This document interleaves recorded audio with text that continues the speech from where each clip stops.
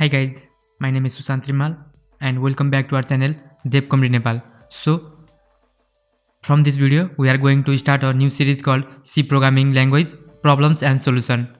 So यसको meaning चाहिँ के हो भन्दाखेरि चाहिँ हामी चाहिँ अब C programming language को थ्रुबाट चाहिँ different problemsहरु छ हैन हाम्रो प्रब्लमहरु ज एडिसन मल्टिप्लिकेसन हैन जस्तै स्ट्रिङलाई कसरी रिभर्स गर्ने हैन प्यालिन्ड्रोम चेक गर्ने यस्तो खाले डिफरेन्ट प्रोग्रामिङ प्रब्लम्सहरु छ जसको जसलाई चाहिँ हामी चाहिँ के गर्छौं भन्दाखेरि चाहिँ सी प्रोग्रामिङ को थ्रुबाट चाहिँ हामी चाहिँ यसलाई कभर गर्ने छौं. So first let me give some brief introduction to C programming language. So हैन सी प्रोग्रामिङ ल्याङ्ग्वेज भनेको चाहिँ के हो भन्ने कुराहरु चाहिँ म थोरै इन्ट्रोडक्सन दिन्छु यदि हजुरलाई थाहा छैन भने. हैन सी प्रोग्रामिङ ल्याङ्ग्वेज भनेको चाहिँ एउटा के हो भन्दाखेरि चाहिँ जेनरल पर्पज को लागि बनाइएको एकदमै पपुलर र सिम्पल प्रोग्रामिङ ल्याङ्ग्वेज हो हैन. It is a structure programming language that is machine independent and extensively used to write various application like to make the operating system like Windows हैन अनि अरु जस्तै कम्प्लेक्स प्रोग्रामहरु एप्लिकेसनहरु जस्तै ओराकलहरु बनाउनको लागि डाटाबेस पाइथन बनाउनको लागि पनि सी प्रोग्रामिङ ल्याङ्ग्वेजको चाहिँ युज गरिएको छ. सो हजुरले यहाँबाट थाहा पाउन सक्नुहुन्छ कि एउटा सी प्रोग्रामिङ ल्याङ्ग्वेज चाहिँ के छ भन्दाखेरि चाहिँ एउटा अपरेटिङ सिस्टमदेखि लिएर कुनै पनि एउटा एप्लिकेसनहरु युजर एप्लिकेसनदेखि लिएर ठुलठुलो कम्प्लेक्स प्रोग्रामहरु बनाउन एप्लिकेसनहरु बनाउन पनि चाहिँ युज गरिन्छ. सो सी प्रोग्रामिङ चाहिँ के हो भन्दाखेरि चाहिँ एउटा एकदम इम्पोर्टेन्ट ल्याङ्ग्वेज हो. हजुरले यदि सुरु गर्दै हुनुहुन्छ भने चाहिँ सी प्रोग्रामिङकोबाट सुरु गर्नु चाहिँ एकदम राम्रो हो हैन. Also there is a saying that C programming is a god of programming language हैन. यदि हजुरहरुको चाहिँ सी प्रोग्रामिङ ल्याङ्ग्वेजमा चाहिँ बेस बसेको छ भने चाहिँ हजुरले जुनसुकै अरु programming language Java Python JavaScript अरु जुनसुकै प्रोग्रामिङ ल्याङ्ग्वेजहरु पनि इजिली सिक्न सक्नुहुन्छ. So concept of C is very important. So यो थ्रु आउट द सिरिज चाहिँ म सी प्रोग्रामिङसँग रिलेटेड डिफरेन्ट प्रोग्रामिङ कन्सेप्टहरु हैन डिफरेन्ट प्रब्लमहरु हामी हेर्ने छौं अपकमिङ भिडियोजहरुमा. त्यो सबै भिडियोहरुमा चाहिँ हामी के गर्ने छौं भन्दाखेरि चाहिँ सबै प्रब्लमहरुलाई चाहिँ हामी सल्भ गर्न चाहिँ ट्राई गर्ने छौं र यसलाई चाहिँ म एउटा ब्रान्ड न्यू सिरिज बनाउने छु जसमा चाहिँ म कम्प्लिट एउटा सिरिजमा चाहिँ सबै भिडियोहरुलाई चाहिँ 1 to 2 3 गरेर अपलोड गर्ने छु. So please access our playlist from our YouTube channel Community Nepal. On that note, let's start the video without wasting the time. So as a first problem गुरुमा चाहिँ मैले सी प्रोग्रामिङमा चाहिँ के लेखेको छु भन्दाखेरि चाहिँ एडिसन गर्ने हैन. एडिसन चाहिँ एउटा बेसिक म्याथमेटिकल अपरेसन हो हैन. अब एडिसन भनेको चाहिँ अलमोस्ट सबै ठाउँमा युज गरिन्छ र हामीले डेली लाइफमा या स्टडीको टाइममा अराउन्ड 1 क्लास 2 क्लास देखि नै एडिसनको कुराहरु चाहिँ गर्दै आएको छौं. बट त्यसलाई चाहिँ सी प्रोग्रामिङको थ्रुबाट चाहिँ कसरी चाहिँ हामी लजिक बनाउन सकिन्छ हैन भन्ने कुराहरु चाहिँ हामी यो भिडियोमा चाहिँ हेर्ने छौं. सो त्यसको लागि चाहिँ के गर्न सकिन्छ भन्दाखेरि चाहिँ हामीले तीनवटा तरिकाले चाहिँ गर्न सकिन्छ हैन. जसमा द फर्स्ट वान इज चाहिँ के हो भन्दाखेरि चाहिँ फर्स्टमा चाहिँ हामी आफैले चाहिँ हैन इन्टिजर भ्यालु या कुनै पनि फ्लोट भ्यालु डबल भ्यालुलाई चाहिँ हामीले आफैले असाइन गरेर त्यसलाई सम एडिसन चाहिँ हामी पर्फर्म गर्न सक्छौं. त्यस्तै अर्को भनेको चाहिँ के हुन सक्छ भन्दाखेरि चाहिँ हामीले युजरबाट इनपुट लिएर हैन जस्तै कुन नम्बरलाई कतिवटा नम्बरलाई चाहिँ एडिसन गर्ने हो हैन त्यही अनुसारले चाहिँ रिक्वायरमेन्टको हिसाबले चाहिँ युजरबाट इनपुट लिएर पनि त्यसलाई पनि हामी एडिसन पर्फर्म गर्न सक्छौं. अर्को भनेको चाहिँ के हुन्छ भन्दाखेरि चाहिँ हामीले फंक्सन बनाउन सक्छौं हैन. एडिसनको चाहिँ फंक्सन बनाएर हामीले आर्गुमेन्ट पास गरेर हामी त्यसरी पनि बनाउन सक्छौं. सो यो तीनैवटा मेथडबाट चाहिँ म हजुरहरुलाई चाहिँ सी प्रोग्रामिङमा चाहिँ म गर्न सिकाउने छु. So let's start.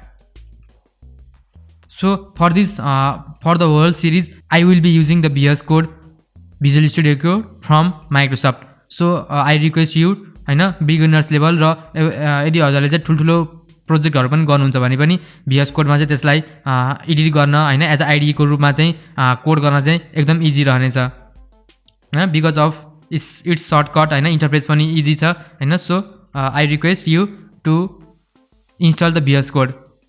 And before starting, यदि हजुरले हाम्रो यो भन्दा previous video how to install C++ compiler हैन GCC प्रब्लमहरु आउन सक्छ त्यो प्रब्लमहरु कसरी सल्भ गर्ने भनेर मैले भिडियो बनाएको छु हाम्रो कम्युनिटी नेपालमा. You can go and watch that. त्यो इन्भाइरोमेन्ट क्रिएट गरेर अनि यसमा आउनु होला है.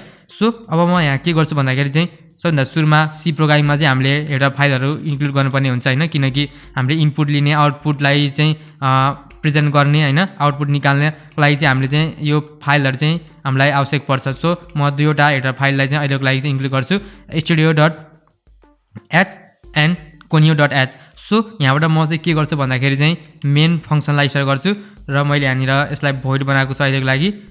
सो अब सबभन्दा सिम्पल मेथड भनेको चाहिँ के हुन्छ भन्दाखेरि चाहिँ एडिसन अफ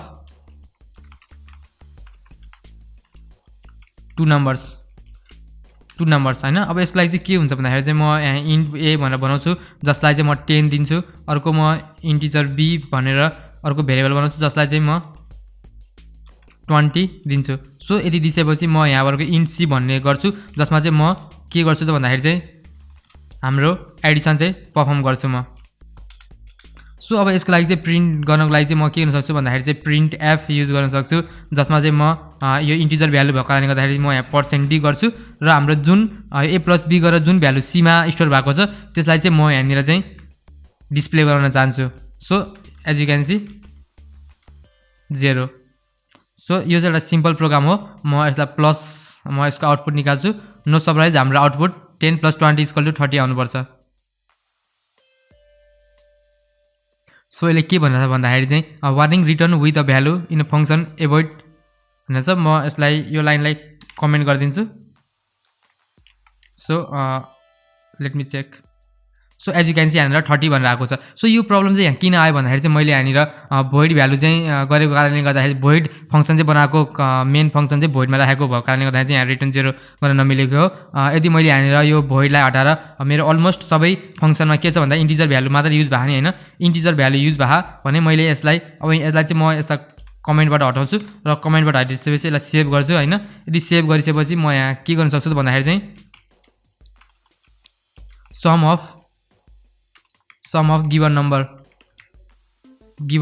नम्बर्स इज भनेर म यसलाई गर्न चाहन्छु। सो यति गरिसकेपछि चाहिँ अझै राम्रोसँग आउँछ है।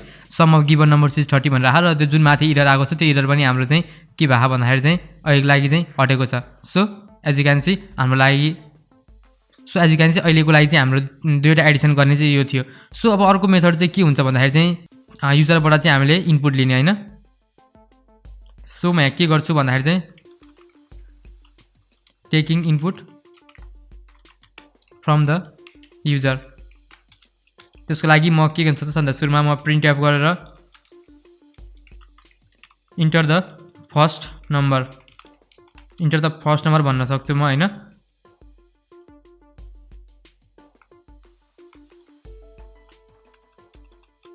इन्टर द फर्स्ट नम्बर र यसलाई म केमा स्क्यान गर्न चाहन्छु स्टोर गर्नलाई चाहिँ सी मा चाहिँ के हुन्छ भन्दा स्क्यान एफ युज गर्नुपर्छ है हामीले र म चाहिँ के युज गर्न चाहन्छु भन्दाखेरि चाहिँ म इन्टिजर भ्यालु युज गर्न चाहन्छु र यसलाई म के गर्छु a भनेर हैन एन्ड num1 भनेर म यसलाई स्टोर गर्न चाहन्छु। डोन्ट वरी मैले यहाँ num1 भन्ने भेरिएबल बनाएको छैन अहिले है, त्यो भेरिएबल क्रिएट गर्नुपर्छ। बट डोन्ट वरी म त्यो भेरिएबल चाहिँ क्रिएट गर्छु र म यसलाई के गर्छु कपी गर्छु यहाँ पेस्ट गर्छु र यहाँ फर्स्ट नम्बरको ठाउँमा म सेकेन्ड नम्बर चाहिँ हान्छु र num1 को ठाउँमा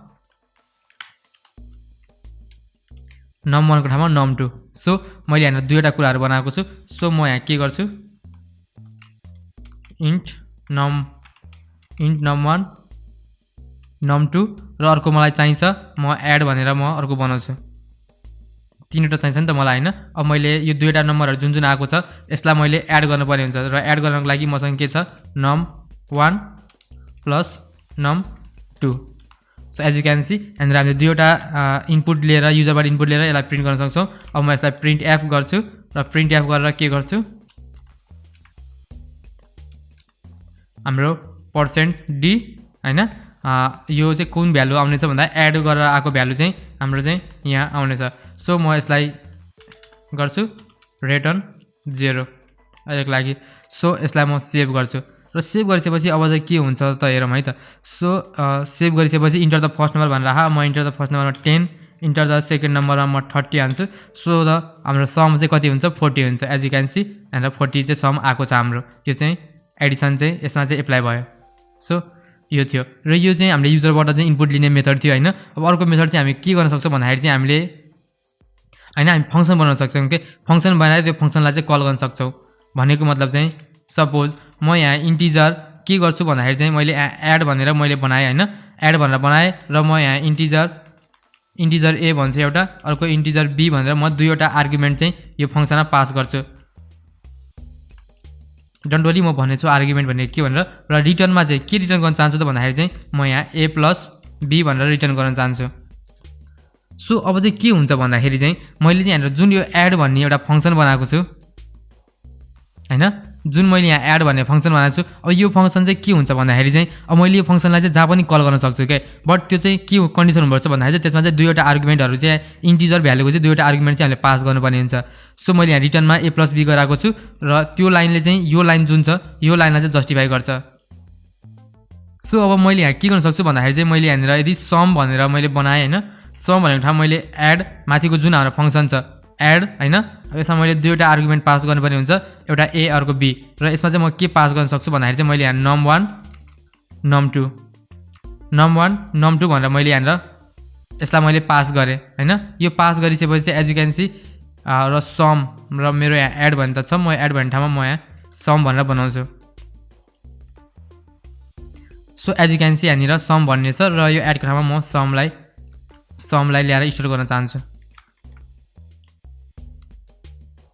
so as you can see यहाँनिर चाहिँ मैले के गरेको छु भन्दाखेरि चाहिँ एउटा एड भन्ने चाहिँ एउटा फङ्सन बनाएको छु हैन, र यो फङ्सनलाई चाहिँ मैले यहाँनिर जब सम गर्ने टाइम आयो त्यहाँनिर चाहिँ मैले ल्याएर चाहिँ यहाँनिर चाहिँ कल गरेको छु, र कल गरेर num1 जुन यो num1 मा जुन हाम्रो भ्यालु स्टोर हुन्छ त्यो भ्यालु चाहिँ अब केमा गयो हाम्रो a मा गएर चाहिँ हाम्रो पास हुन्छ है, र num2 को भ्यालु चाहिँ हाम्रो b मा गएर चाहिँ पास हुन्छ, र त्यो गरेर पास भइसकेपछि a र b भएर आउने चाहिँ सेम रिजल्ट आउँछ। र म यसलाई सेभ गर्छु र सेभ गरेर हजुरलाई गरेर देखाउँछु है त। So enter the number, first नम्बरमा म 20 एड गर्छु र अर्कोमा म फेरि 20 एड गर्छु। सो यु क्यान सी हाम्रो सम चाहिँ कति आएको छ 40 आएको छ फेरि पनि। सो भनेपछि हामीले यो लेखेको चाहिँ प्रोग्राम चाहिँ एब्सोल्युटली 100% राइट छ हैन, यो प्रोग्राम चाहिँ हामीले लेखेको चाहिँ एकदम राइट छ। यसरी हामी चाहिँ फङ्सनको युज गर्न सक्छौँ हैन, जस्तै यसलाई इफिसिएन्ट वे र एकदम हाम्रो प्रोग्रामलाई चाहिँ एकदम अर्गनाइजेबल र एकदम म्यानेजेबल बनाउन चाहनुहुन्छ भन्दाखेरि चाहिँ हामीले चाहिँ यसलाई चाहिँ फङ्सनको युज गर्न सकिन्छ, र यसलाई टाइम कन्ज्युम पनि अलिक कम गर्छ हैन। सो यो कुरा चाहिँ सबै हाम्रो एडिसनको थियो। अन द्याट नोट यस्तै प्रब्लमहरू हामी अपकमिङ भिडियोजमा डिभिजनहरू मल्टिप्लिकेसन टेबलहरू हैन, धेरै कुराहरू छ, रिभर्स गर्ने हैन, प्यारेन्डम छ कि छैन चेक गर्ने, नेचुरल नम्बरहरू प्रिन्ट गराउने, यो सबै कुराहरू चाहिँ छ। हामी यो अपकमिङ डेजहरूमा चाहिँ सबै कुराहरूलाई चाहिँ एक्सप्लोर गर्नेछौँ हैन। Till then stay safe, stay coding,